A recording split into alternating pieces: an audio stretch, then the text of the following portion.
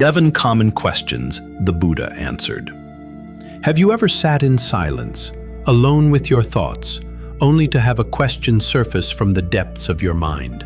Not about work, money, or relationships, but something deeper, a question for which you've never found a clear answer.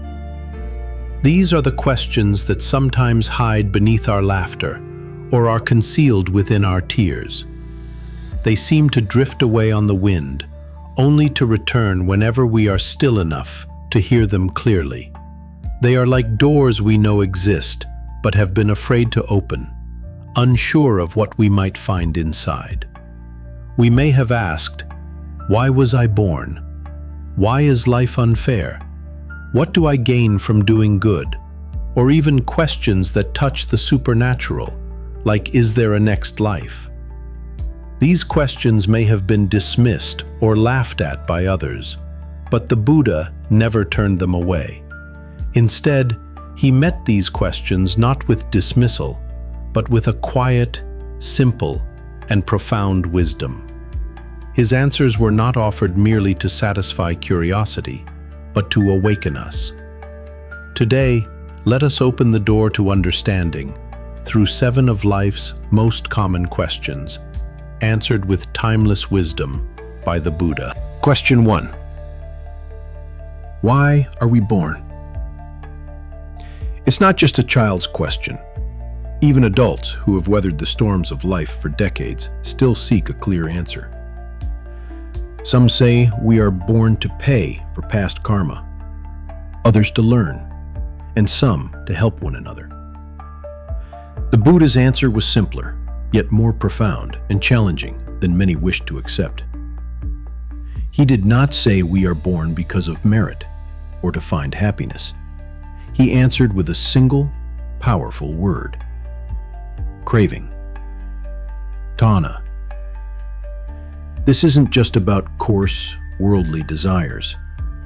It is every form of wanting, of attachment, of pleasure and displeasure.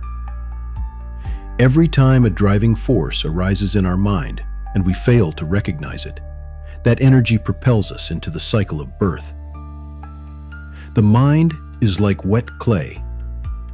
If the water it holds is craving, attachment, resentment, and ignorance, the clay remains heavy, sticky, and unable to break free. Only when that water evaporates can the mind become light and unburdened from the cycle of rebirth. Think of a mighty river. Its force comes not from a single drop, but from countless streams flowing together. Our mind is the same. A small desire may seem like a single drop, but when these drops collect day and night, they become a powerful current that pushes us toward birth. Not a mystical birth, but a birth born from the continuity of our own clinging. Why be born as a human? Because our consciousness is at a stage that requires learning. We must experience suffering and joy, meeting and parting. It is like a school where we have not yet graduated from our grade, so we must return to learn again. This school is not a punishment. It is a training ground. The Buddha did not teach us to escape birth by running from it. He taught us to understand why we are born, and in that understanding, to gently release the attachments that cause it. To no longer be born is not a frightening void. It is the most peaceful destination for a heart that has long been weary. Imagine you are asleep, dreaming of an endless journey. You are tired, cold, hungry, and confused. In the dream, you chase after food, flee from danger, find love, and face enemies. But it is all just a dream. Then someone gently wakes you, and you realize you were never truly on a journey at all. Birth is like that dream. We awaken from a nightly dream with ease, but to awaken from the dream of birth requires an understanding far deeper than ordinary sleep. To not be born again is not non-existence, but an existence free from suffering. It is not annihilation, but the cessation of struggle. It is like ceasing to row in the middle of the ocean and finding your boat floating silently on a calm sea. No waves, no wind, no destination, just a strange and profound sense of fullness. That is the ultimate liberation, the highest peace. We are born not because of fate or command, but because our own mind has not yet let go. And when one day it truly does, whether we are in this body or not, we will not have to be born again. Question 2. What do we gain from doing good?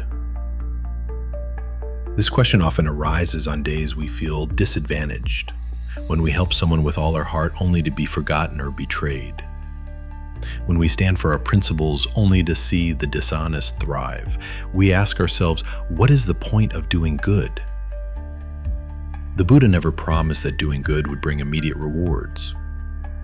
Instead, he taught that goodness always has an effect, but it is not like a transaction where you get something instantly. It is like planting a tree. It takes time for the roots to deepen. Some trees grow fast, others slow. But if the seed is good, the soil is right, and we care for it, it will surely blossom and bear fruit. The good we do is like a thread in the tapestry of our lives. Some may see it, others may not, but that fabric will always be with us, protecting our hearts from becoming hard and cold. It is our provisions on a long journey. When we are weak and alone, this is what will sustain us. The truest goodness is done even when no one is watching, like watering a tree in the dead of night. No one sees, no one praises, but the next day that tree is vibrant, offering shade to all without announcing who nurtured it. So what do we gain from doing good? We gain a mind that is not corrupted, a spirit that is not clouded, and a life that does not lose its way. We gain an inner stability that no one can steal. Doing good is not a trade. It is laying the bricks for the home within our own heart. Even if no one else lives in that house, when we return to sit quietly inside, we will know that we are still a good person. And in a world of chaos, that alone is a form of salvation. Question 3. Why must we suffer? This is perhaps the oldest question of the human heart. No one escapes suffering. The Buddha never shied away from this question, nor did he offer a sugar-coated answer. He placed it as the first noble truth of life. There is suffering. But listen carefully. He did not say life is suffering. He said suffering is a natural part of life. This is not pessimism. It is the beginning of a profound understanding. We suffer because we cling. We suffer because we have expectations. We suffer because we demand that the world conform to our wishes. But the world has never made such a promise. Therefore, suffering is not the world's fault. It is the result of a misunderstanding of the world. The Buddha did not teach us to run from suffering, but to understand it. When we understand it, we see that suffering is not an enemy, but a teacher. It teaches us what to hold on to and what it's time to let go of. Suffering is like a rough oyster shell, but within it may lie a priceless pearl. We just have to be brave enough to open it. The Buddha laid out a map. There is suffering, there is a cause of suffering, there is a cessation of suffering, and there is a path to the cessation of suffering. This path, the Noble Eightfold Path, is how we learn to navigate life. Suffering is not a punishment. It is a signal that we are clinging to something too tightly. When we release our grip, the suffering subsides, not because we got what we wanted, but because we realized we don't need to get everything to be happy. We suffer because we hope for permanence in an impermanent world. When we understand that everything arises and passes away, we can live with it lightly. The suffering may still exist, but our heart no longer has to carry it. Question 4. Does the next life exist? This is a question of the heart, a heart that longs to understand the seeming injustices of life. The Buddha's answer was not a simple yes or no. He invited us to look at why we want to know, and to see that what we do in this life is far more important. He taught that life is not a single story, but a long journey where cause and effect are layered upon one another. Life is like a flame passed from one candle to another. The flame tonight is not the same flame as last night, but it is not entirely new either. It is a continuation from the same source. We, in this life, are a continuation, not the same self, but a continuous stream of karma. The desire for meaning, the fear of death, the hope that our good deeds matter, these are all clues to something deeper than one lifetime. Whether you believe in a next life or not, the Buddha's advice is transformative. If there is a next life, then our actions today are a gift we send to our future self. If there is not a next life, then living with kindness, compassion, and peace makes this life worthwhile for ourselves and those around us. In either case, living with mindfulness and responsibility is never a loss. The present moment is the only stage where we have the power to change everything. Question 6. Does justice truly exist? Why do bad people seem to prosper while good people suffer? The Buddha did not say the world is always just. Nor did he offer false comfort. He spoke directly. The world contains both good and evil, cause and effect, and what we see is not the whole story. Justice is like the roots of a giant tree. We may not see them now, but they run deep. Every action is a seed. It is not lost. It simply waits for the right conditions to bear fruit. The truest justice is not about when bad people get punished, but about whether we choose to remain good, even when no one is watching.